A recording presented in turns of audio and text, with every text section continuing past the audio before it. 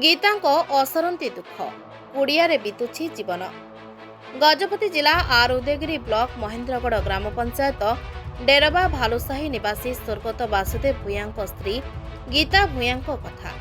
ହସ ଖୁସିରେ ଶାଶୁ ଶ୍ୱଶୁର ଓ ତିନି ଛୁଆଙ୍କୁ ନେଇ ଛୋଟ ସଂସାର ଚାଲୁଥିଲା। ହେଲେ ଏହି ହସ ଖୁସି ଆଉ ବେଶୀ ଦିନ ଗୀତାଙ୍କ ମୁହଁରେ ରହିଲା ନାହିଁ। ସ୍ୱାମୀ ସ୍ୱର୍ଗତ ବାସୁଦେବ ଏକ ଠିକାଦାର ପାଖରେ ନୂତନ ଘର କାମରେ ଶ୍ରମିକ ଭାବରେ କାମ କରୁଥିବା ବେଳେ ଛାତରୁ ପଡ଼ି ଅକାଳରେ ଜୀବନ ଚାଲିଗଲା। ଆଉ ତା ପରଠାରୁ ସବୁକିଛି ଅନ୍ଧାରମୟ। ନିଜ ବୃଦ୍ଧ ଶାଶୁ ଶ୍ୱଶୁର ଆଉ ତିନି ପୁଅ ପେଟରେ ଦାନା ଦେବାକୁ କରିବାକୁ ପଡୁଛି ଦୁନିଆ ସହ ସଂଘର୍ଷ। ସକାଳୁ ଉଠିଲେ ଯାବତୀୟ କାମ ସାରି ବାହାରି ଯିବାକୁ ପଡ଼େ ଗାଁ ଲୋକଙ୍କ ଗୋରୁ ଗାଈ ଚରାଇବାକୁ। ଆଉ ଅନ୍ୟ ସମୟରେ ଲୋକଙ୍କ କୁଲି ଯେପରିକି ଧାନ କାଟିବା, ମାଣ୍ଡିଆ କାଟିବା ଆଉ ମକା ଭାଙ୍ଗିବା, ଛଡ଼ାଇବା ଇତ୍ୟାଦି। ପିଲାମାନେ ମଧ୍ୟ ମାଙ୍କ ଦୁଃଖ ଦେଖି ନ ପାରି ହାତକୁ ହାତ ମିଶାଇ କାମରେ ଲାଗି ପଡ଼ନ୍ତି। ଜଙ୍ଗଲରୁ କାଠ ଆଣିବା ସହ ଜଙ୍ଗଲ କନ୍ଦା ମଧ୍ୟ ଖୋଳି ଆଣିଥାନ୍ତି। ନହେଲେ ଚୁଲି ଜଳିବା ବନ୍ଦ। ସ୍ୱାମୀଙ୍କ ମୃତ୍ୟୁ ପରେ ପରିବାର କିପରି ଚଳାଇବେ, ସ୍ୱାମୀକୁ ଛୁରୀ ଛୁରୀ ଭାଙ୍ଗି ପଡ଼ୁଛନ୍ତି ଗୀତା।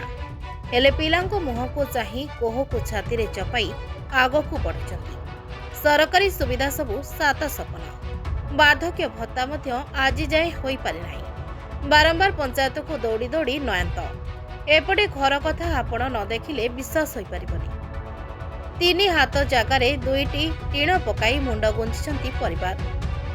ଆବାସ ଯୋଜନା ଆସିଥିଲା ସତ, ହେଲେ ସ୍ୱାମୀ ମଲା ପରେ ତାହା ବି ବନ୍ଦ। ଗୀତାଙ୍କ ଚାରିଦିଗ ଅନ୍ଧକାରମୟ ହୋଇଥିବା ବେଳେ ସରକାରୀ ସହାୟତା ଅପେକ୍ଷାରେ ସହୁଦେ ସରକାରୀ ବାବୁ ଅବା ଜନପ୍ରତିନିଧିଙ୍କ ଶୁଭଦୃଷ୍ଟି ପଡ଼ିଥିଲେ ଗୀତାଙ୍କ 3 ପୁତ୍ରଙ୍କ ଭବିଷ୍ୟତ ଉଜ୍ଜଳ ହେବା ସହ ଶାଶୁ ଶ୍ୱଶୁରଙ୍କ ପରିଣତ ବୟସରେ ନାତିମାନଙ୍କ ମୁହଁରେ ହସ ଦେଖିକି ନିଜ ପୁତ୍ର ବିୟୋଗ ଦୁଃଖ ଭୁଲି ଯାଇଥାନ୍ତି।